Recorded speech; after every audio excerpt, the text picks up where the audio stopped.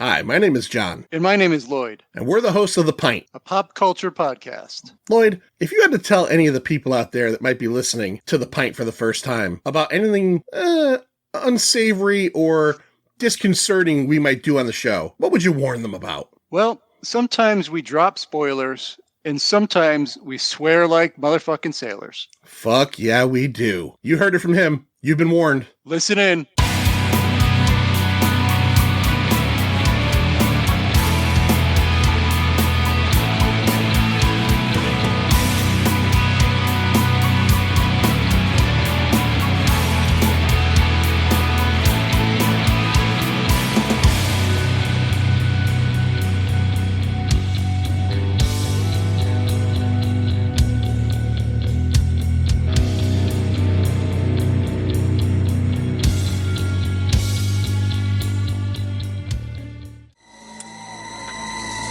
What's the problem? What? With the car. What's the problem? Just get out of my fucking face. Who are you? We're stealing the fucking car. What's it to you? It's my car. Now you gonna die. We can't get out of the 80s without talking about something from Cannon, right? The Cannon Group. And we know that if the Cannon Group is around, Charles Bronson is probably near. And why don't we just go 40 years back? Let's talk about Death Wish 3 here on The Pint. Want to ring the bell? All right. Ding, ding. Hey, everybody. My name is John. My name is Lloyd. And I'm the Giggler. Don't kill the Giggler. I'm Scary Larry. They killed the Giggler, man. They had no rights. What? You have the right to kill everyone else in this city. Yeah. You had no right to kill the Giggler. This movie's a lot of killing, that's for sure. So last year in September, me and Patrick Flanagan, Insider Supreme, did the first Death Wish film, which I had never seen before, admittedly. Yeah. I still have not seen Death Wish 2. So Johnny Amato, Insider Supreme, requested we do Death Wish 3. Now, I initially thought he was requesting because I thought it was the one called The Crackdown. That's the one that that's 4. That's the one that I always kind of hear about when people kind of joke and jest about these movies. But I guess the truth is that 3 is kind of considered the culty kind of classic, so bad it's good one. So Johnny asked for 3, we do 3, and it fits right in with our 80s theme. And of course, it's celebrating its 40th anniversary here tonight. So we're going to talk about Death Wish 3. Let's get into it. November 1st, 1985 released. And if you're a fan of this film, in October, Kino Lorber is releasing a 4K edition.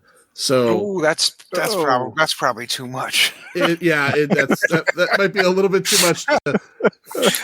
That's too many Ks for this movie. That's too many nose hairs. I think we need to top off at about 2K. I think that's about as many Ks as we should really get. I'm going to go 1.5. Do they have 1.5K? 1.5K. There's only so many scenes of Charles Bronson staring at something or looking. Now, are they releasing the whole set or just part 3? So I just read part 3, but maybe they're doing the whole set. But again, as we mentioned, this is a Cannon film. Yeah. The first 2 were not, and then the next 2 were, I believe. So I think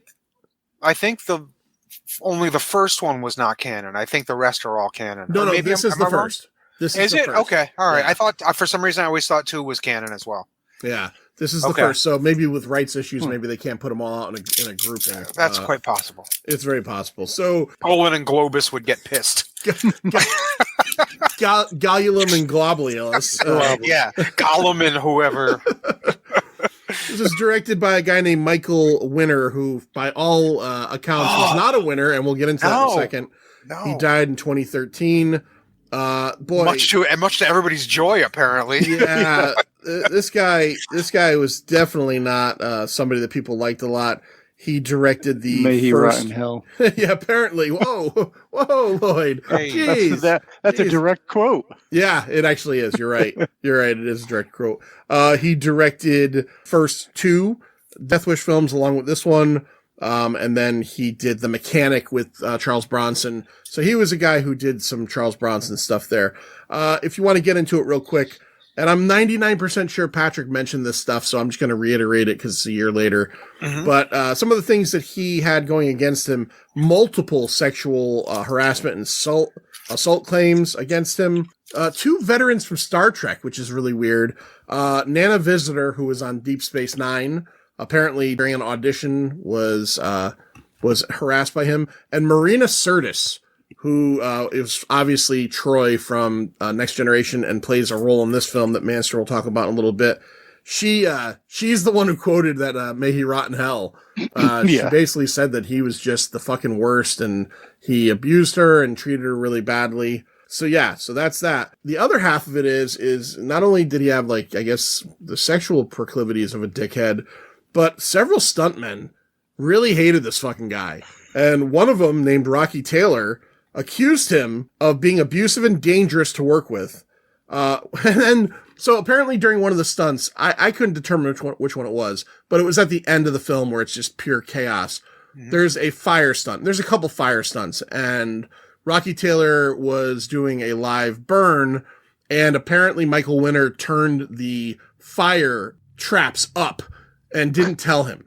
And then when he was put in the hospital, Michael Winner apparently came to the hospital with, like, journalists to, like, make amends with him in front of journalists. And apparently Rocky Taylor said that he laid on his bed next to him and whispered to him, "Nobody's going to believe you," or something along those lines, that, like, I can get away with whatever I want, like, really pushing this guy's buttons. He wasn't the only stunt person on this film that had some issues with him or in his career as well, apparently. So Michael Winner, a real piece of shit. I can't, now I'm right there at Manster. Rotten hell, piece of shit. Not a good guy, apparently, but he did make this film. So if you're a fan, there you go, I guess.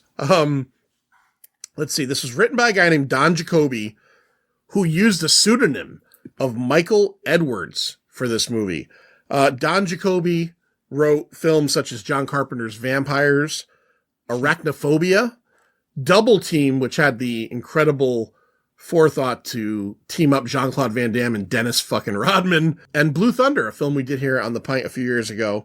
Yeah. Now, he writes this script, and Charles Bronson hates it. Because Charles Bronson said, "You're trying to make Paul Kersey into Rambo. This is a Rambo movie, not a Paul Kersey movie." So, 2 things happen here. Charles Bronson tries to get out of it and tries to negotiate for more money to actually do this script. Fucking Canon guys, Gollum and Globulus, they offer the role of Paul Kersey to another one of their best friends. Oh, yeah. Chuck Norris. Could you ever see Norris playing that role? He wouldn't be 64 at that point, so it might have been a little bit more physical. Lloyd, did you get the quote as to what he said about the movie or the violence in the script? All I got was that the violence was too negative. Too negative, as opposed to the positive violence. Nice positive violence. Yeah, that's, in Code of Silence or The Octagon. So he played that game for a little bit. Now, here's a little bit more trivia. The next year, Delta Force was originally supposed to be Chuck Norris and Charles Bronson. Charles Bronson dropped out to film another movie, and they hired Lee Marvin to take his place. So they were kind of circling each other one way or the other. Eventually, they end up getting Bronson. I think the budget for this film was $9 or $10 million. He got 1.5. So they gave him a lot of money. That's a lot of budget. That's a lot of the budget. Baby. Yeah, that's a ton of the budget for a movie like this here. So they bring in, the second thing is, they bring in a writer named Gail Morgan Hickman, who wrote Murphy's Law, another Bronson film, who ended up writing Death Wish 4 and wrote for the 1990 Flash TV show on CBS. They brought him in to write another version of the script. He comes in, he rewrites this thing like 3 times, and then in the end, they just throw it out and go with the original Rambo version. So just seems like nobody really won, other than Charles Bronson got the money, but he made a movie he didn't want to make. And Gail Hickman apparently made his money, but they said he wrote 3 versions of the script, and they threw it out to use the original version. So, yeah. So, production wise, April 85 to June of 85, pretty quick shoot. It was filmed partially in Brooklyn, New York, and it takes place in Brooklyn, or at least in New York City. The first movie ends where he leaves New York. He's banished from New York. And then the second movie, I think, is LA or Chicago. Yep. And then this is the movie where he returns back 10 years later after his banishment. They decided to film most of it in London. And it's pretty clearly not New York City. So London fills in for New York for most of it, but there is some New York stuff, the beginning, the opening scene. Another production note I wanted to drop in there, and maybe Manster will go a little bit further on it, is that apparently Jimmy Page of Led Zeppelin wrote the music for the second movie and is credited for the music for this movie, but he did not do most of the music for this movie. His guitar themes, you could tell when it's Jimmy Page, and you could tell when it's the other guy who actually didn't get credited. When it's Uptown Funk. Like, yes. Yeah. Very much. When it's Uptown Funk, it's not Jimmy Page. Yeah. You get a couple of like kind of heavy riffs and stuff. That's Jimmy Page. Frankly surprised Jimmy Page didn't fucking sue the fucking shit out of them for that. But they paid him. They had to have paid him. He's credited as the music for this thing. And he is right there, Jimmy Page. Yeah. So he must have taken the money and run and just said, fuck it. And then just told all of his friends when they're like, I saw that movie and he's like, that's not me. It's not me. Not me. That's I was a little confused because I do remember that he did Death Wish 2. Yeah. From back in the day, I was a big Zeppelin fan, still am, but yeah, that was a thing back then. I didn't remember this one at all. No, I think it's just they slapped his name on it because they used he maybe had a deal. Maybe he had a deal. If you want to reuse my themes, you have to credit me entirely. And then he heard the score and he's like, fuck, I had them credit me entirely. Right. All right. So that is my production notes on the side of it. Manster, cast. Hey, who the fuck are you? Huh? Who the fuck are you? Well, we have Charles Bronson as Dr. Paul Kersey. I guess he's credited as doctor. Yeah. I don't recall, but I thought he was an architect, but I guess I'm totally wrong. He's a doctor of architecture. Doctor of architecture? All right, there we go. Actually, no, you're right. He's an architect in the first movie, unless he has PhD in it. But yeah, you're right. Yeah, it could be. Right. Mm-hmm. Yeah. Like you said, all my notes basically are everything you said. He was also in the U.S. Army Air Force. I've never heard of that before, but he was in the U.S. Army Air Force in World War II. Well, the Air Force was part of the U.S. Army to begin with, and then it broke off. Okay, it was all okay. Yeah, he was not in space. He was not in Space Force. No. All right. He's from the Magnificent Seven, The Great Escape, The Dirty Dozen, Once Upon a Time in the West. And I tell you, he was 64 during the filming of this, and he's in fantastic shape. He was 53 on the first Death Wish. Yeah, he looks good. Guy's built like a rock. He looks better in Death Wish 4. The older he gets, like the better he looks. He's like he's growing into his like age-old look. Hey, he bangs out like a 32-year-old in this thing. Yeah, he does. Yeah. Very strange relationship there. What a fucking weird. We gotta get. It made no sense. Like it came out of nowhere. Her character was literally just written as female love interest. I think after. Yeah. Like they were like, hey, we need another 10 minutes. Let's fucking slide a love interest in here. Yeah, they have to bump into each other on the street, by accident. That would be Deborah Raffin as Catherine Davis. His love interest, also some kind of public defender, something like that. She's super forward too. Super forward. Yeah. Yeah. Very forward. She was good friends with Bronson's wife, Jill Ireland, at the time of this movie. She was an actress, a model, and it made sure to say she was also an audio book publisher. Oh, okay. I guess her and her husband must have had a little audio book publishing company. She was nominated for both a Golden Globe and a Razzie Award for her performance in Touched by Love in 1981. So for the same role. For the same role. She was nominated for a Golden Globe and a Razzie. Yeah. Well, there's differing opinions, I guess, on her performance there. And so she's in a couple things we might know of. One called Scanners 2, The New Order, with David Hewlett. I don't know if you know who that is, but I like David Hewlett. Oh, the guy from... He's in Stargate Atlantis, and he was in The Cube. Oh, then I don't know. I was thinking of who's the guy from Island of Dr. Moreau. Are you thinking of Hewless? David Eulis, maybe. Yeah. Okay. Yeah, that's another guy. No, David Thewlis. Thewlis. That's Yeah, what it is. okay, that's Thewlis. what I was thinking of. Then we have Ed Lauder, who I've seen in like the Everything. last 3 movies. The very last 3 movies I've seen, he's been in all of them. Yeah, he is just your definition of a character actor. Like, when he pops on the screen, first thing I think is Gleaming the Cube. Gleaming the Cube. Yep, of course. Youngblood, which is one of my favorite movies of all time. You guys ever see that? I saw it as Yes. a kid, but not in a long time. Yeah. Hockey movie with Rob Lowe, Patrick Swayze. It might be Keanu Reeves' first movie. It's definitely one of them. Real Genius. He's in. Dude was in everything. Cujo. Yeah, that's right. he's- He was the dad. He was Joe Camber. Yeah, we just did. Me and Patrick just did over on Nerds in Paradise. Insider. Yeah, he's Revenge of Nerds the in Nerds Paradise. Part 2. Yeah. We just did Raw Deal. He's in Raw Deal as well. He's in Oh, Raw fuck, Deal. I don't remember that. He easily to be not remembered, that movie, but Yeah. he also recreates for a generation the use of the word dude in this movie. Oh yeah. Yeah, he does. Come on, dude. I'm like, wow, this guy is using dude a lot. I like that. And one more thing he was in that John would probably not know, but you have a little bit of history in it, is Alfred Hitchcock's final movie called Family Plot, Oh, fuck that movie. which Yeah. I literally just saw last week. Nice. So- Yeah. Yeah. He was also in Magic Yes, he was. Yeah. that is now being remade. I just heard. Oh, Yeah, Sam Raimi. excellent. Yeah. Yeah. Yeah. Yeah. A very Listen. Underrated movie. Yeah, underrated movie. Yeah. I love Magic and I love Sam Raimi, but I just don't understand the whole remake thing. Just fucking leave good movies alone. Money. I know. Then we got the incomparable Martin Balsam, who we've also recently talked about 12 Angry As- Men. as Bennett Cross. Yeah, he's the neighbor who like kind of takes things into his own hand. 12 Angry Men, Psycho, the guy who falls down the stairs backwards, and Breakfast at Tiffany's. Sir bunch of other John's stuff. favorite character actor of all time. Is he really? Yeah. Yeah, on our episode we did, Martin Balsam is number 1. Yeah. What a strange choice. Yeah, well, it's John. So Yeah, I guess. Yeah. What a strange choice. Martin Balsam in this movie, as he got older, to me looked like he was morphing, like Ernest. he had been bitten by Ernest Ernest fucking Borgnine.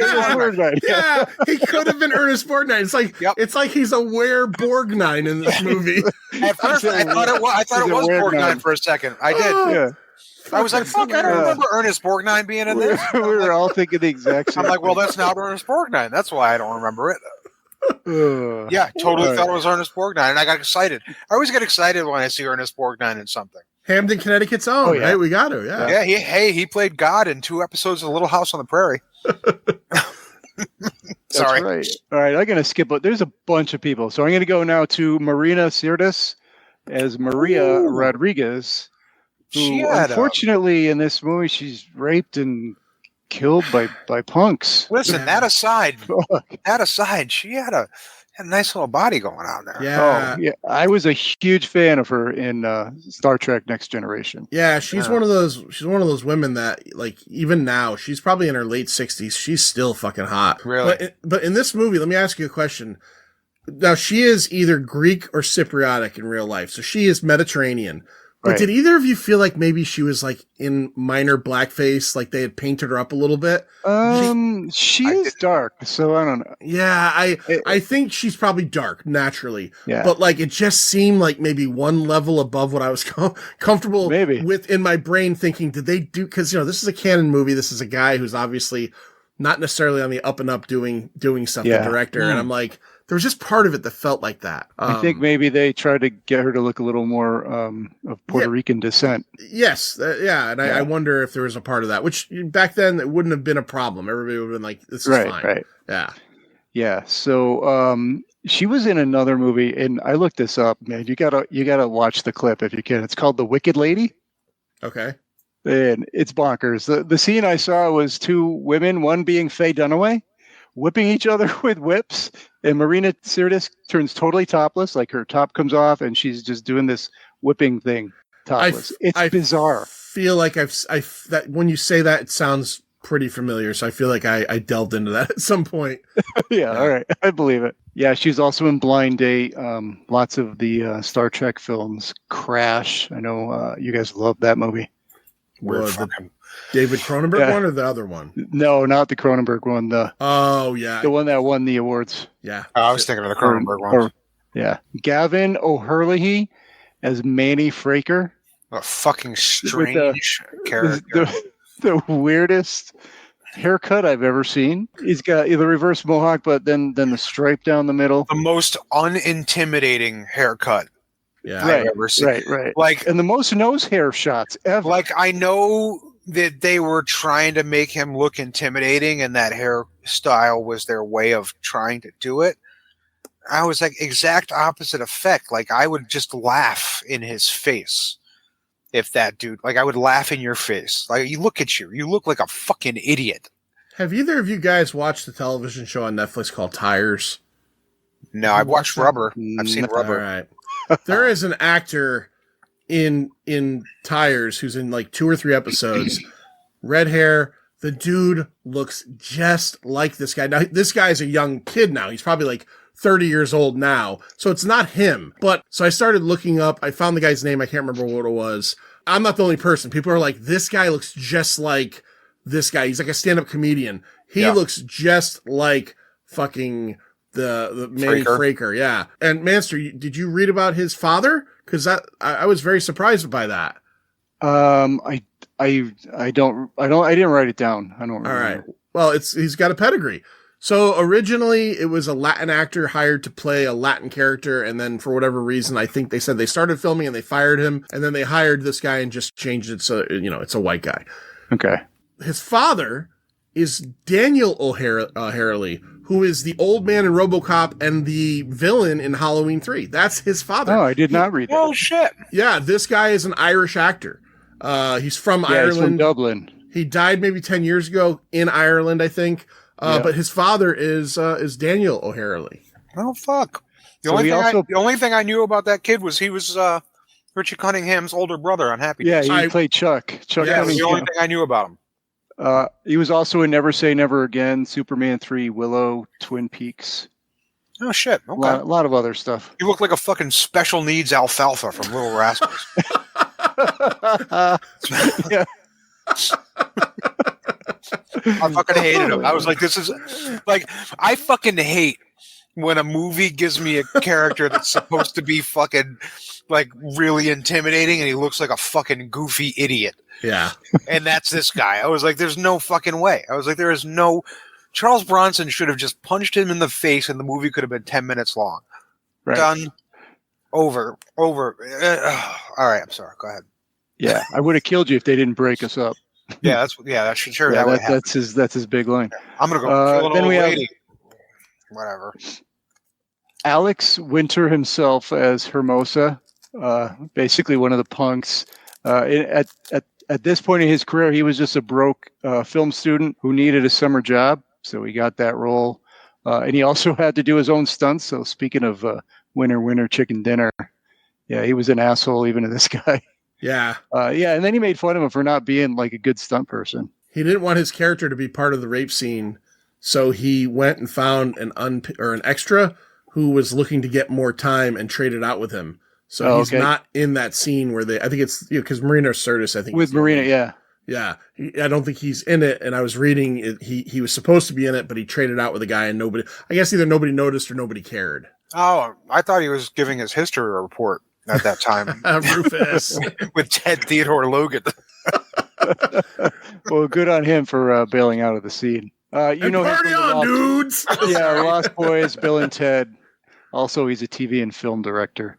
And last and least, Kirk Taylor as the Giggler, raised in Bridgeport, Connecticut. Oh, I didn't know that. Yeah, raised in Bridgeport. Yeah. That's why I brought him on here. He was in Full Metal Jacket, School Days, Jackknife, All right. The Last Dragon. All right. Jackknife filmed in Meriden, actually, with Robert De Niro. And I do want to point out one more, just because one of my favorite movies of all time, Rico Ross from Aliens, Frost, one of the Colonial Marines, is I think he's titled the Cuban. He's the guy that's like snorting all the drugs and gets thrown off the building, but he's a dummy, obviously. Yeah, that was Rico Ross. Well, if you're going to bring in one more cast member, I'm going to bring in one more cast member. Do it up. Fucking let's go. Fraker's girlfriend with the crazy fucking hair and all the punk rock makeup. I read that, yes. Fucking Barbie Wilde sent a female Cenobite from Hellraiser 2. Yeah. Because Hellraiser 1 was Clive Barker's cousin, but she didn't want to reprise the role, so he went out and got Barbie Wilde, former Connecticut Horror Fest guest Barbie Wilde. Great I name, missed too. that. I wish I would have known that. Mm-hmm. Great name. Yeah. So that's it. There's a lot of other cast because there's about 1 million people in this movie, and Yeah. the gang just keeps growing bigger and bigger as. You mean like the part where he calls for, who does he call for backup? He's like, he's got to send more fucking weird looking gang members. You got to send more Michael Jackson Beat It dancers. And then all of a sudden, dudes pull up on motorcycles with sidecars. I'm like, what the fuck is going on right now? Yeah. Where did all these people my come God. from? I question the same thing. Where is he? Is there a reserve? Is it like the Army Reserve or National Guard? We have the hooligan National Guard. Dial 611 for more gang members. Yeah, they're only we're only normally weekend gang members, but we'll come in on a Tuesday if you need us. So Paul Kersey comes back to New York City 10 years after his exile for killing most of the people that were involved in murdering his wife and crippling his daughter, who I think dies in the second movie, if I've read correctly. Mm-hmm. So he's been gone for a while. He's back. He's coming back to see his old buddy, Charlie. Charlie. And Lloyd, just set us up with like what's happening in this neighborhood and this one building in particular that's filled with senior citizens. What's going on there? Well, these characters, these gang members who are not intimidating at all, they all look like they were in an 80s, dance video of some sort, but they're just terrorizing these old people in the neighborhood, and they just do whatever. They just come in people's windows, take their food, whatever they want. That's what they do. Yeah, they just break and then in. they make them pay protection money, except for that one old black lady who fucking put a smackdown on that dude. She did. So we have this city under siege kind of thing. Bronson shows up and he goes, he's going to go visit Charlie. Charlie is assaulted by these guys. And for the first 20 minutes of this movie, between Charlie getting assaulted and I believe when Kersey ends up in jail and he's getting worked over by the cops, and then there's another scene, I can't remember which one it was.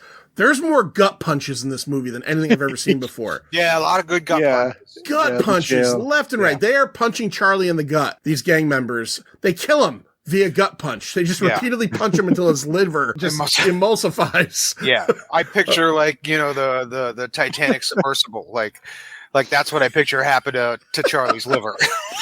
He just kind of imploded real quick. But what a strange scene, right? So they beat him and they leave him, and then Bronson gets there at just that time, just in time for Charlie to, I'm fucking out. I'm dying. The classic death scene. The classic death scene where they just he's like, I'm dying. Make sure to. He tells him something. Make sure to do this. And then that's what's insane about it. So Charlie is living obviously in squalor because he lives in a place where you can get attacked like 18 times a day. Yeah, and he refused to pay the protection money. He refused to pay the protection money. Kersey shows he was up. he was on the gang's shit list. There's no doubt about it. Right. Kersey walks into New York City and the area he's in, and they have a scene where he's watching and like clocking like this activity, like he sees this is not a great place right now. When he walks in and he finds him on the ground, he kneels down and goes, Charlie, what happened? Like, what do you think happened? Yeah. He didn't trip going to get his toaster strudels. No, he got into a car accident outside. He was ejected from the car 6 fucking stories up and landed right on the floor in here. And then Charlie, with his last breath, Charlie, who lives in a condition of squalor and shit, says, make sure to take care of my stuff. Yeah. What stuff? What stuff? Your fucking framed photo of General MacArthur? Yeah. Did you notice that? He had like an odd framed photo of General fucking MacArthur on the wall. Like, yeah. And Babe Ruth. I think Babe Ruth was up there too. And I think And not like a poster of Babe Ruth, like, right? Like you hang a poster. It was like a framed picture of Babe Ruth, like on the wall, as if you would put up like a picture of your aunt. I wish there was a line in this movie where someone was like, well, Charlie only said that because he was so proud that he never let them get any of his stuff. But like, it's almost like like if they walked in and like if Kersey had found like he had diamonds everywhere, okay, now it makes sense. But he just doesn't want him to get his shit-ridden stuff. So maybe he meant that 30 caliber machine gun. that wasn't in his apartment. That was right. No, that was in Ernest Borgnine's apartment. Right. Yeah. so just as this happens, the cops show up. Yeah. And they immediately they arrest. At no point does Bronson say, right, "Hey, no questions at all. I just fucking found the guy. This is my buddy." Yeah. No. He's just like, walk in. He murdered him. Yeah. He's like, "Yeah, go ahead, take me downtown." You think he would really be concerned about that because he's wanted in New York. Like he is, he's using a just fake name. 10 years ago, he killed a whole bunch of fucking people. Right. And they know it. A fake name. So he just lets them take him in. Of course, I'm not saying that it's any better now, but I think nowadays, like, in cop movies or whatever, they try to be more coy about it. In this one, they just tie him up to a chair and beat the fuck out of him. They try to emulsify they try to fucking Titanic submersible his liver. Then they throw him into Gen Pop. And he's in jail waiting for someone to bail him out.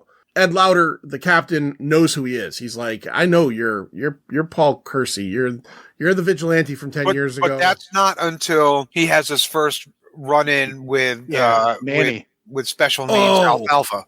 Right. Toilet with lettuce in it for some reason. I said the same fucking thing. Why is there lettuce in this toilet?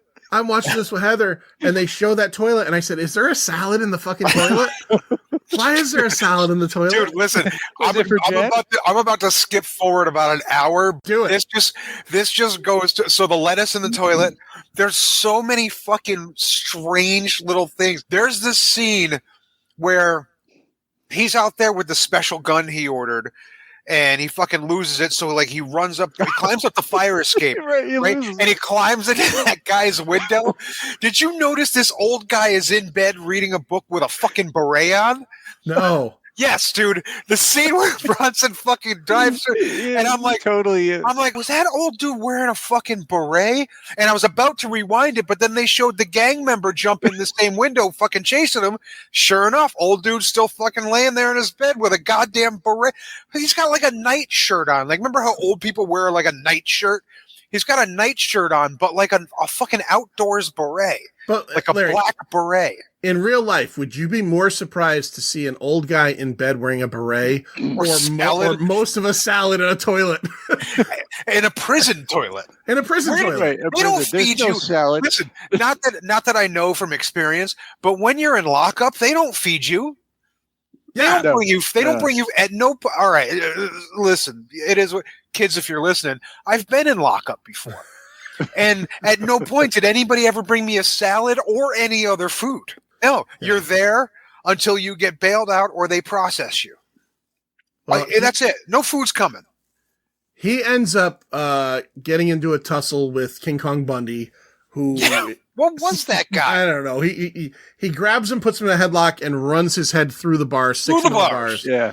And then this is where he has his initial dust up with special needs Alfalfa. Merkin. Can we call him Merkin? Merkin with Irish O'Merkin. The Gherkin. And they get into a little bit of a fight, and Kersey ends up getting a shot in, and then we find out that that Merkin ends up getting bail. He ends up posting. So and he says to him, "What Lloyd? What did he say? I would have killed you. I would have killed you if they didn't break it up." But then, do you remember what he says after? Hey, I'm gonna kill an old lady for you. An old lady for you. Yeah. Watch the 6 So o'clock he knew he news. was a vigilante then. Like what?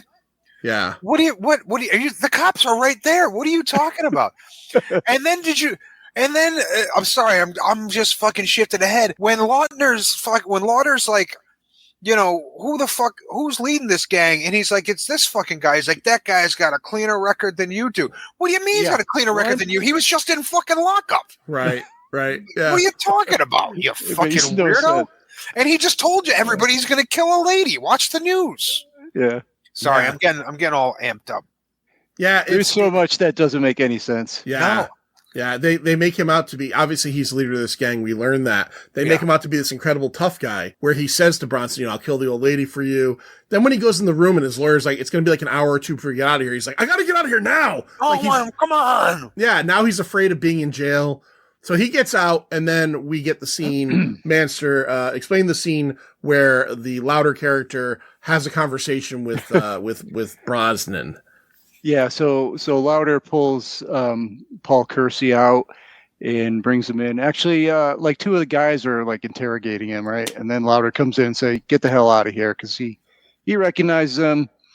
And then he pulls the old Judge Dredd line, "I am the law." Right, Yeah. and then punches him, knocks him over. But Kersey Kersey's handcuffed on his back, but still manages to sort of get the better of him and kick him away, and somehow get up in one quick moment. One quick movement. Not only do we get this scene where the Louder character, the captain, we'll just call him Captain, tells Brosnan that here's the plot of the whole movie. We're not doing well capturing these guys. Our rates are down. There's a couple of scenes of the cops in like their little meetings and like, everything is up and we need to get it down. So you're going to work for me because I know who you are.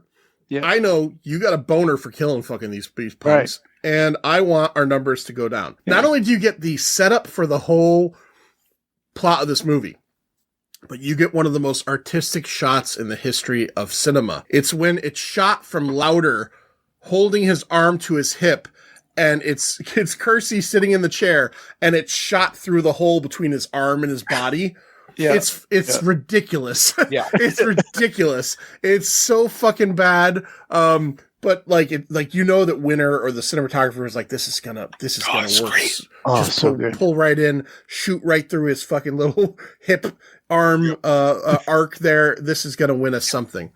Yep. So we get the plot of the movie right there. And look, you're free to kill. We want you to murder. We've joked around a little bit. Oh, we also want you to kick us in arrest every now and then. Right. Yeah. Right. Exactly. Yeah, throw us in arrest whoever you want, there. but kick us in arrest. Yeah.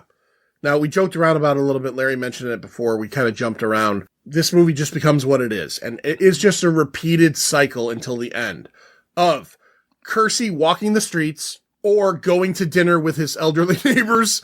Yep. And doing two things. Going out and looking for trouble or stopping trouble, or home aloneing his apartment building. Yeah. That's what we get heavily from here. He went literally everything short of putting Christmas ornaments under the fucking windowsill. Yeah, he really did. That's the only thing he did. Oh, also, while he was in the lockup, isn't that where he meets the lady for the first time? On the way out. Because she's the public defender. Yeah. Right. She's all worried that he's got a case and, he's and going then to get out and do that. Right. And then, a day later, somehow she shows up at the apartment where he's fucking staying, because now, he meets who's the other guy? Not Charlie. Charlie was his friend who fucking died. Rodriguez. No, not Rodriguez. Oh, so who gives him the keys? Isn't it his friend who was holding the machine gun? Bennett. Wasn't it Bennett? Bennett. Borgnine, yeah. Yeah. So he gives him. He's like, hey, Charlie's dead. Rent's paid up throughout the month. Yeah. Here's the keys. You can stay here. You live here now. And Bronson's like, I like roaches. I'll stay here. and then all of a sudden, this lady just shows up outside the building in some fucking war zone, and she's like, hey, been thinking about you since I saw you get arrested. Would really like to cook your chicken because that's all I know how to make. What's happening? It is bizarre. You think she shows up, and she's about 30 years younger. Yeah. Oh yeah. No, definitely part of his $1.5 million bonus was like, I get to sleep with a young woman in this, right? And they're like, sure, Charlie, whatever you want. Boy, the scene when they go out to dinner in a little bit and she cooks them dinner and they kiss for the first time has all the sexual chemistry of me biting my toenails off. It's fucking horrifying. Yeah. It's horrifying. Even their conversation, their romantic conversation over the chicken that she knows how to make. It's like these are two people who don't even know each other, have no desire to ever get to know each other. No. I'm like, this is the worst conversation I've ever seen two people have. We could ride her out of this conversation super easily because she comes and flirts with him. They eventually go out or stay in and have a nice meal. I think they see each other again. That's when they sleep together. Yeah. Right. They get up in the middle of the night, which seems like the middle of the night because it's nighttime and she's like, I know a great place. They go to eat at this great place, but he stops at the post office, which is open in the middle of the night. Yes. Crazy. To get his Amazon.com launcher. And then while she's waiting in the car like his dog, Manny Fraker punches her through the window in the face and then shifts the gear shift into drive, and she drives down this San Francisco type hill and then T-bones another car at the bottom, and then it's like a fucking Oppenheimer explosion. And nobody is very concerned. And nobody is concerned. Yeah. Right. Even Bronson is just like, oh well. Right, not concerned at all. Even though we're still not there yet, we were able just to get rid of that character out of this conversation because she serves no purpose. None. He's not attached to her. She did tell him at one point that she was leaving. I'm leaving. I've decided I'm moving. I'm moving. Yeah. And he's like, yeah. She's like, yeah. And then the scene ends. Like, cool. Thank God we knew that. Yeah, honestly, you want to come with me? Yeah. Honestly, I don't know. We'll get to the rating at the end. But I think if I carry anything from Death Wish 3 for me in the future, it's going to be like maybe one of the worst written romantic relationships in movie history, because there's no reason for it. I struggle to even call it a romantic relationship. I agree.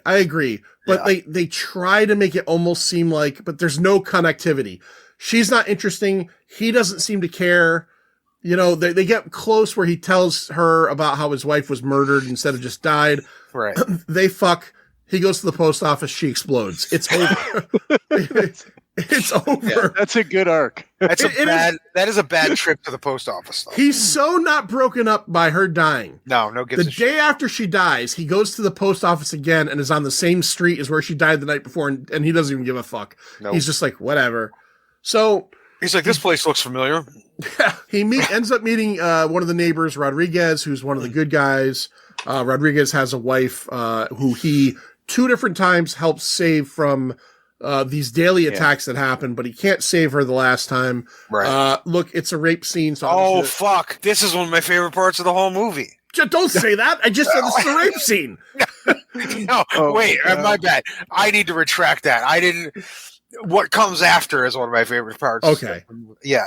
Okay. Yeah. Oh, I know what you're going to say. Because a woman, they're very vulnerable after. So I like that. I'm kidding. That's terrible. I'm leaving that in. That's all. So she gets raped. I think I know where you're going with what you love, Larry. Yeah. Is it so I can't even. Yeah, it sounds mean, but like, so Rodriguez finds out. Part in the hospital, you mean? Well, yeah. It's a broken arm. Yeah. She died. Yeah, she did. Well, there were arteries, there were broken blood vessels. Bronson's on the phone. He's like, oh, yeah, no, her arm's busted. Yeah, no, she's fine. Yeah, the doctor comes in and is like, yeah, she died. Make it. Like, she died from a broken arm? No. She's expired. She expired. Yeah. She's expired. Yeah. They said that arm must have broken really fucking. Did it break off? Everybody in that scene, I think even if it broke off, she'd be okay enough to survive. The scene starts before he gets the call to go to the hospital. The scene starts with Rodriguez actually crying and saying they raped her. Yeah, so they know she was raped. Right. So then they get the call. And isn't Bronson just like, it's all right. Chicks get over shit. Dude, it's okay. She'll get over it. It's just a broken arm. She'll be fine. They get to the hospital. She expired. Oh, but it was a broken arm. And I'm sitting there going, they raped her to death. Like, this. Like, this is terrible. And but like, these characters all seem to have forgotten the massive part of what happened to her. And then we're just fixated on the broken arm only. They also acted like Bronson and Rodriguez were like, in my head, they were like, if this is just a broken arm, I think they thought that she would just be fine after she was raped. She's fucked. She's going to have a lot of issues and there's going to be a lot of psychological damage, but they're just like, oh, it's a broken arm. No big deal. We'll be back to living it up in the slums, which, by the way, she ends up getting attacked. Here's a good question. Okay. You live in this fucking war zone. Yeah. Right? Why are you grocery shopping at night by yourself as a woman or even as a man? Like, do your grocery shopping in pairs during the day. Do you live there at all? Yeah. Why haven't you just set the whole neighborhood on fire? Yeah. Hey, Bennett's got a goddamn cannon upstairs. 2. He's got 2. What are Yeah. we waiting for? So we get a couple different scenes where the neighbors, there's a older Jewish couple. Oh my that God. He keeps having dinner with. Oh, it's so amazing. He excuses himself at one point during dinner Yes. because he set up a Home Alone trap that With a car. He bought a car yes. in order to use as With bait. cash. He even said it. Yeah. Like, it's bait. This is my bait Yeah. car. What? Yeah.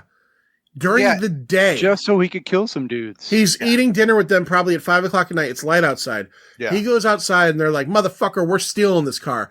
He pulls his gun out in front of everybody on earth Yeah. and shoots these 2 guys and Yeah. then proceeds to go back in and have latkes or whatever the fuck they're eating. Yeah. Fucking knishes. I don't know what they Knishes. were having. Yeah. A nice pastrami sandwich on rye. They had Oh some my stroganoff at one point. Oh, Yeah. my God. It was, dude, it's so incredible. The people, and they all have guns. Murray, show him your gun. Fucking, he's got a gun in a drawer. Like, don't the Oh cops yeah, come and then in? the cops the come and cops come- confiscate. Yeah. Which is like, I'm like, are the cops in on it then? Like, I thought we were going to, like, they were paying off, the punks were paying off the cops, and the cops are coming to get everybody's fucking weapons. But they just abandoned that whole. 100%. The cops Yep. don't, the cops Just one come little and scene. take them and don't give like And a that's it. receipt or No. paperwork. No. They're just like, we're taking your guns. No, and you don't like the follow up. All right, I'm going to write this movie now. So the cops come, they take Murray's gun, right, and then you get a follow up scene of the cop on the phone with fucking special needs Alfalfa, and he's like, "Hey, we cleaned the place out. All the guns are gone. Safe to go in and fucking fuck with them again." But no, you don't get anything like that. No. You don't get anything like that because I'm like, okay, so they're paying, the fucking punks are paying these guys off, but nope, cops just come take the gun and then they disappear and never heard from again why that happened. I can't speak for the second movie. How did the cops even know they had a fucking gun? No, I know. I can smell a gun in that fucking apartment. We better go in there. The first movie is legitimately a pretty well made and Yes. well written movie about Yes. a normal guy who is pushed, Yeah. too Very, far. very dirty, hairy feel. Like, Right. It's definitely got that grimy 70s Well, I think revenge. I think like having not ever seen it before last year, I think like one of hands down in the top 50 last scenes ever when he's in the airport or the train station and those punks like kind of like, do something and he looks at him and he gives him the fucking gun. Yeah. That's awesome. Oh, Here yeah. we are 10 years later. Yeah. And this is a movie that is literally, I could see why he might not have wanted to do this because there's nothing here, right, Master? This is just Nothing. literally. Did you say There's you no haven't seen motivation for this character at all. I've never to be seen doing two. any of this. two? Oh, two's good as well. I'm gonna watch 2, but You we're have gonna to do now. this. Yeah, I wanna at least taste a little bit more of the essence of 1. I think because this one is. I mean, we'll rate it. This is just him picking fights or fights Yeah. being picked with him, Yeah. and then the giggler, Manser. Talk about the giggler, Oh, I who love this the guy giggler. is. He's just one of the lead 3 punks. I mean, he's involved in the rape and all the early scenes, and he just giggles everything, right? Yeah. Every time he talks, he just giggles, and he's fucking annoying. Yeah, like his job is like he's the thief. Like he fucking steals women's purses. He's really fast, so nobody can catch him. Yeah, and he sets up with laughs. the camera. Yeah, well that's what it was. Like Bronson's like, he's another fucking instance of him test this paying gun money out. to fucking. He goes and buys like a fucking nice Nikon camera, and he's like, I'm gonna go walk around and see if I can get the fucking giggler. Giggler takes his fucking camera, and Bronson blows a fucking hole right through his goddamn back. Right through his back. And everybody on the street is like, woo! Fucking God, that prick stole my purse last week. Yeah. They got and then you get the genius, that fucking gang member who's always doing the coke or whatever he's doing. He's like, they killed the giggler, man. They killed the giggler. And then fucking Alfalfa's like, they had no business doing that. None. What? Yeah. What's this dialogue? Who speaks like this? Eventually, Kersey's war on terror gets to be pretty heavy, and the captain kind of takes him off the streets and like kind of hides him out in jail to let him cool off a little bit. Meanwhile, Borgnine has like, shown "Fuck Kersey this." Right. that he has two Browning M2 fucking machine guns with ammo and everything. And Kersey's like, well, I love that he says that Charlie brought this back from Korea with him. What, on the plane? Yeah. Right. Like, yeah. Like, Did did he smuggle him in his pants? Did he keister this? How did Charlie get these Gigantic long helicopter fucking machine guns? Yeah, two of them. There's an entire armoire in Borgnine's apartment that is just filled with fucking death machinery. Yeah. So he had told giant fucking crates of ammunition. Yes, all the ammunition that he just brought back from the fucking war. So he had told Charlie about this, and Bronson was like, a little bit much, like, we're going to hold off on that. But because he disappears at one point, the gang decides to just go after the building in total. Yeah, they were like just throwing rocks and shit at him. Yeah. And Manster, the what was the line that was crossed for Borgnine to just go fucking apeshit? What did they do? We didn't even know, but this guy had a taxi. Yeah, I don't know where that came from. No, he says it. He tells does he? There's a scene where him and Bronson are talking in the apartment. Well, he's never there. He's just in the apartment. Right, but he tells him, he says, I repair the clocks and I think the things in taxis that the ticker or whatever. Do you think he's like that Indian guy that you see on YouTube? All the people are standing around just getting electrocuted. He's like fucking banging shit, climbing up.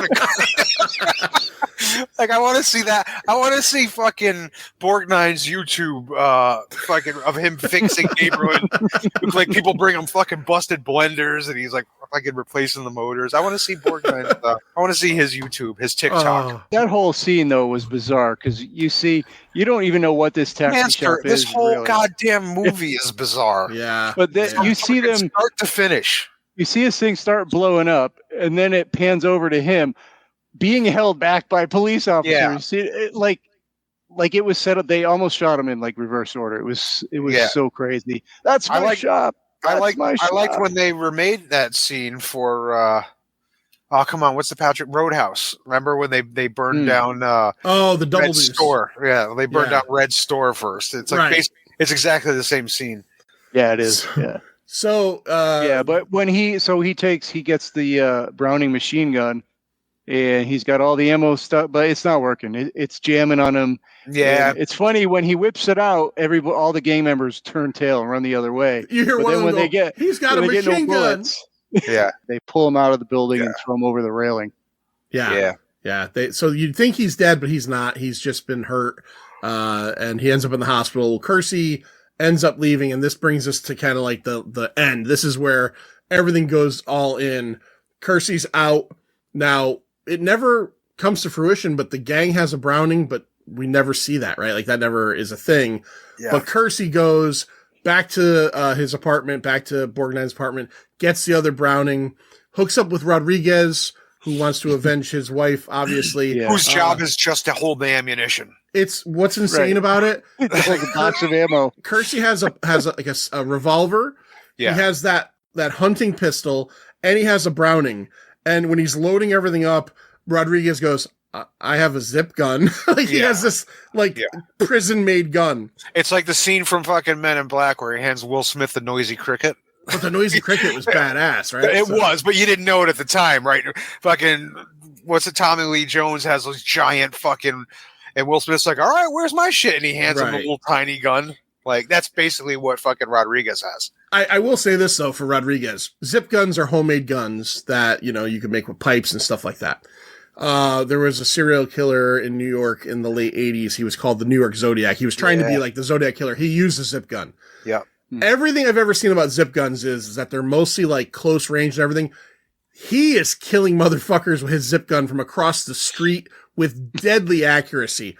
There's several moments where Kersey's in trouble, guys in the windows, and he does a little shot and knocks him out of the windows. No way. He saved Kersey's life once or twice. Multiple times. Yeah. Larry, why don't you walk us through a little bit of just like the absolute chaos at the end of this movie and explain to me how Kersey like only gets shot one time and has a vest on because Yeah. holy shit. So that, Kersey goes back. He gets the fucking Browning. Even though the police have already disarmed this whole building, apparently every old couple still held a pistol back. Yes. Because they all arm themselves. It's like the fucking end scene in Three Amigos when fucking Santa Poco is being fucking defended. El Papo. All the fucking villagers all of a sudden have fucking guns.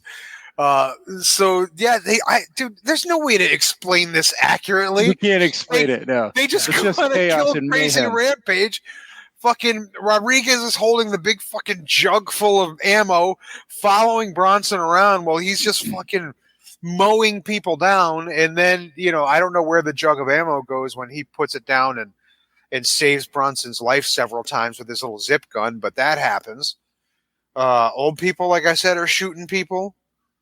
Yeah, I don't even know how else to explain it.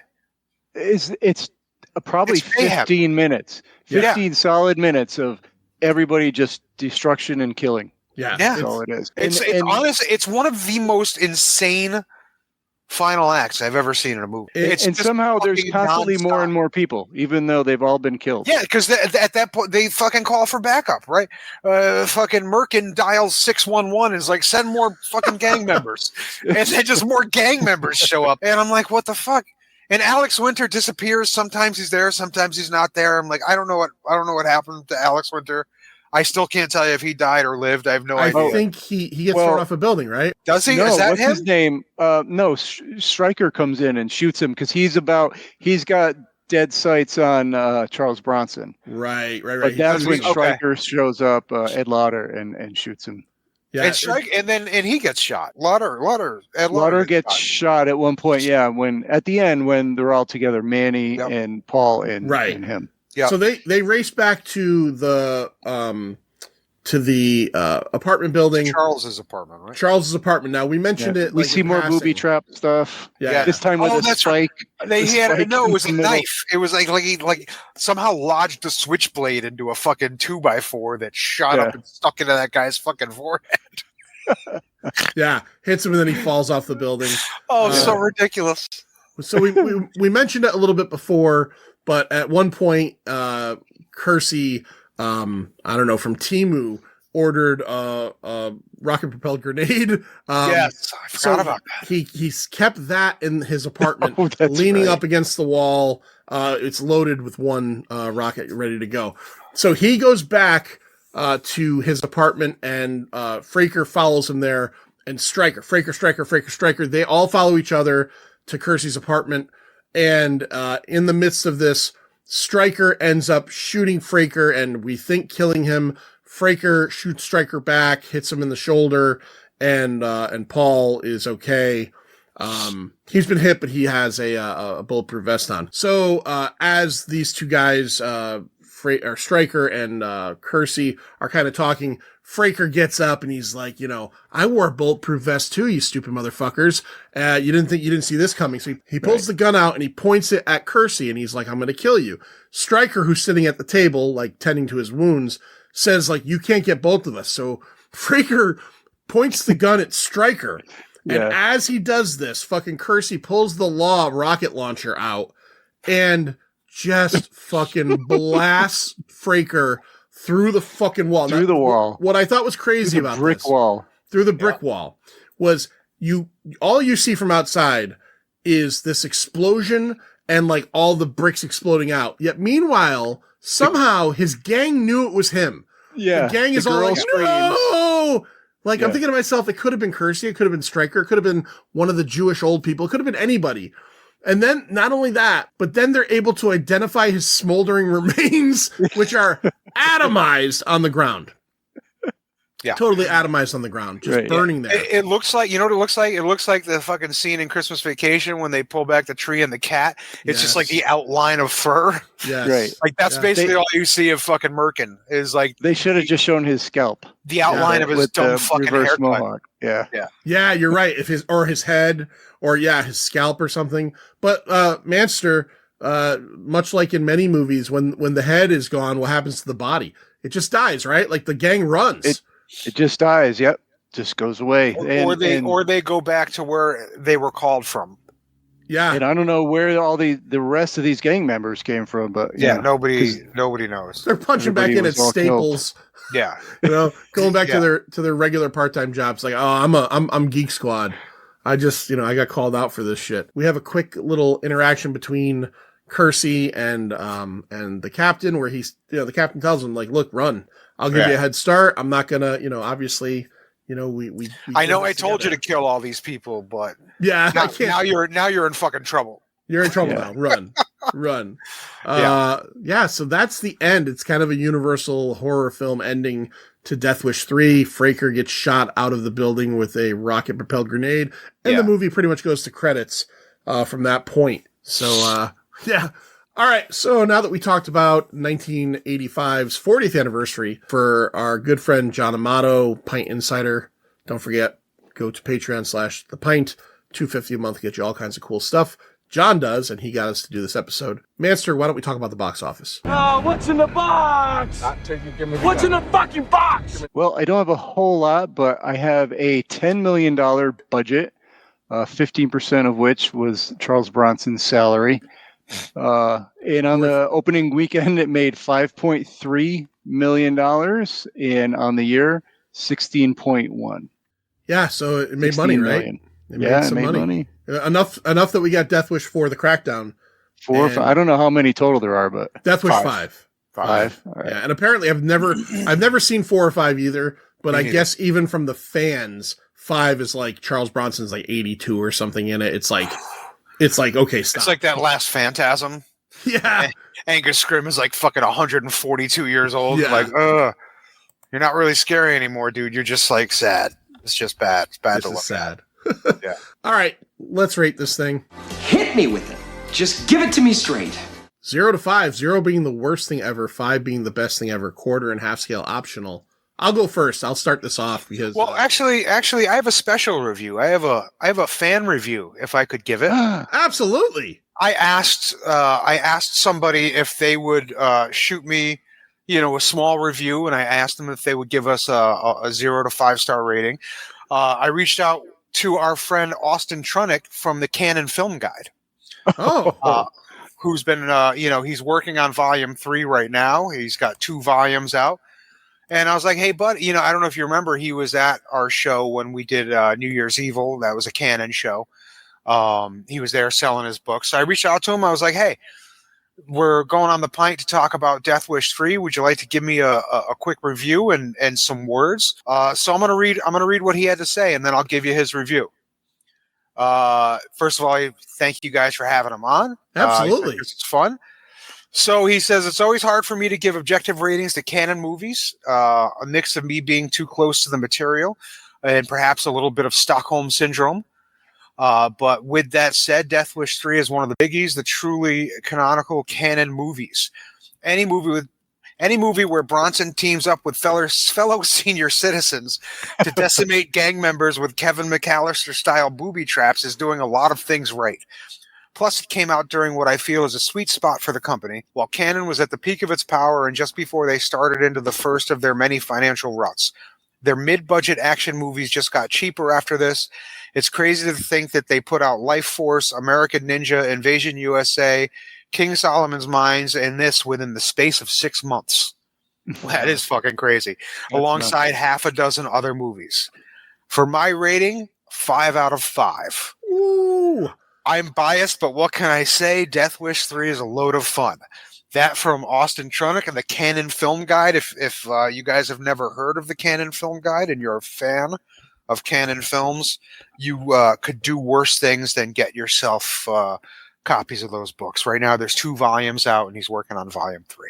Well, Austin, I thank you for giving that review. And I actually have seen those books before, and I've thought about it. I'm going to buy them. I am going to buy them. And they're go great. through them because I'm not like balls deep in all the Canon stuff, obviously, like someone like Austin is, but I have seen one of the 2 documentaries. I think the Electric Boogaloo one. I find the stories fascinating. We've done some Canon films on here. We did Over the Top. We did Cyborg very recently. We've done a few others. That being said, I have to go into my review. of Death Wish 3. Saw Death You Wish. got to follow up a 5 review. Yeah, it's not going to be a 5. Sometimes it's really hard to look at a movie like this because, first of all, the original, I think, is a classic. It is a really good fucking movie. It's well made. It's got some gravitas behind it. Charles Bronson was at the height of his powers. This is very basic, and it doesn't even lean into, like, there's some funny stuff in here, and there is some kind of really out there stuff. The Manny Fraker character, the Giggler, some of that stuff, but it's not even in that so bad it's endearing category to me. It's just kind of not great. Especially when you mention like one of the movies you mentioned a second ago that Cannon produced within 6 months of this is an Invasion USA, which is also not, I enjoy that one. I'll rewatch that one. I haven't picked up the Vinegar Syndrome version of that yet, but I want it because I do like that movie. And it's not like a Chuck Norris versus Charles Bronson thing. It's just, there's levels of like D or C grade movies that like I can get into and enjoy and want to watch again and again and again. This is not one that the Kino Lorber 4K is safe from my purchase on this one. It's just very basic. The violence is, it's there, but I don't know. It's kind of silly at bits. It's Home Alone-y. I know it's before Home Alone, but it actually made me think of how the last Rambo movie did the same thing. I know that's much, much later, but, so yeah, I think I'm going to give Death Wish 3 a 1.5. It's tough. It's a tough watch. It's not even like Charles Bronson is just literally cashing a check in this thing, and good for him. $1.5 million. I'd do the same thing, but man, he is as stoic as a loaf of bread in this. Yeah. And again, I mentioned it, but worst ever romance subplot or female character archetype, whatever that was. So yeah, let's go over to, let's finish it with the Manster. Let's go to Scary Larry Dwyer and see. I feel 5 coming, but I don't know. I don't know if I can match Austin and his 5, but I will heartily disagree with almost everything you said. Okay. I think it's very easy to sit through. When a movie for me is hard to sit through, I will stretch an hour and a half movie into 2.5 hours. I'll pause it and look at some shit on my phone. I'll go upstairs and do something. I'll come down, watch 10 minutes, pause it, do something else. I haven't seen this in at least 25 years. I had to be in my early 20s the last time I saw it. And rewatching it for the first time, I was a little angry with myself that it's been so long. I found it extremely fun, despite a awful script, terrible dialogue. When you said Bronson mailed it in, that's a fucking overstatement. He did even less than mail it. It was Western Union it circa 1888. Yeah. He was almost not even there. Pony Express. Yeah, but it didn't matter to me. It was so fucking unintentionally funny, so zany. Even as a salad in the fucking toilet. That was good. Guy in the fucking bed with a beret on. Just so much random shit made me ask myself, do I need to watch this again to see what else I've missed? I almost feel like if I caught those, there must have been other things that I missed. It felt like a video game. It was just nonstop, which is funny because I don't know if you know, and I didn't know until I read it. There was a Commodore 64 game. I had no idea. No, I did read that, and I also read that the way that the gameplay was it almost inspired like GTA. Because it was like, obviously that open world that was too young for that or too early. Yeah. But like you're killing thieves, you're killing, doing all this crazy shit. Right. And I'd read that you could kill bystanders and stuff like that. So yes, very, very Grand Theft Auto. You got to wonder if the Rockstar Games people were in some way inspired by that. But like I said, man, I find this to be a lot of fun. Well, Death Wish is a serious movie and a very good movie. You're absolutely right.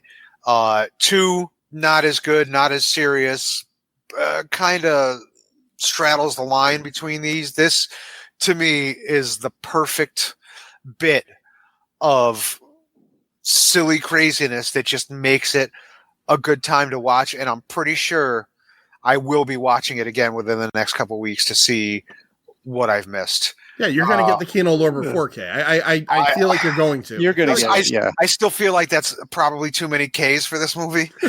4 is a lot of Ks for Death Wish 3. So I'm not going to give it the Austin 5, but I will go very enjoyable 4. Okay. It's a 4. It's a 4 for me. 4 wooden Charles Bronsons. Yeah, very, very wooden. All right, Master, bring it home. Oh, it seems we all had that same note. So I acknowledge what Austin's saying about just the sheer craziness of senior citizens versus a parkour / 80s music video gang. But it just couldn't. It's only an hour and a half long movie, right? Yeah. And it felt way too long to me. It felt like it just wouldn't end. That last 15 minutes is just bonkers, and I think I just couldn't hang it. I just wanted it to be over to move on to the next thing of my night. Like you said, wooden performance by Bronson, but I never noticed him have so many fun little looks. I don't know. Do you ever know like little smirks? Oh, he's like little joyful smirks. His character is into what he's doing. Yeah, for sure. Yeah. It looks more like gas, though. It looks like I think you're right. Yeah. Yeah. And I don't know. I just wasn't convinced by his motive or anything like that. And I think he would have just rather sat somewhere and had a scotch or something than do all that shit. or a knish with the neighbors. Yeah. Right. Yeah. So for me, I'm not even going to go as low as John, though. So it's a movie, so it gets a 1 for being a movie, and it's fucking crazy. It's got crazy stuff. So that's another 1. So I give it a 2 out of 5.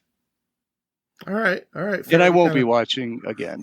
No, I will not be picking up. Not only am I going to watch again, but I'm going to watch 4 and 5 for the first time. Oh, okay. All right. Yeah. I don't think I'm going. I'll rewatch 1. Yeah, one's a fucking masterpiece. Yeah, I will watch 2 because I do want to check out 2, and and maybe wash the thoughts of 3 out of my head. Yeah. Thank you to Austin Trunick. I am on Amazon.com. The Canon Film Guide, Volume 1, 1980 to 1984, is available there. So if you want to pick it up, or at your local bookstore, which is even better, and the Canon Film Guide, Volume 2, 85 to 87. These are both out there. You can get them for pretty good prices. So check them out. Thank you to Austin for dropping in and giving his review. And this stuff is just fun. Master, tell everybody where they can find us. You can find us on any podcatcher every single week, and you can also find us on the YouTube at The Pint, a pop culture podcast, on Instagram at The Pint Pop, Yep. And The Insider. You could be an insider at www.patreon.com/The Pint. You can ask for us to do, Death Wish 4 maybe. Absolutely. Yeah. We love to do stuff for our insiders. Or Lady Terminator. No, we're not doing that. Don't ask. Next month here on The Pint, it is All Horror October. That's right. October, spooky season. Larry knows all about that. His name is Scary Larry. We got a bunch of cool episodes coming out. I won't tell you all of them, but I'll tell you a couple of them. Our Halloween episode featuring Larry, Chopping Mall. We'll be talking about the 1986 classic Chopping Mall.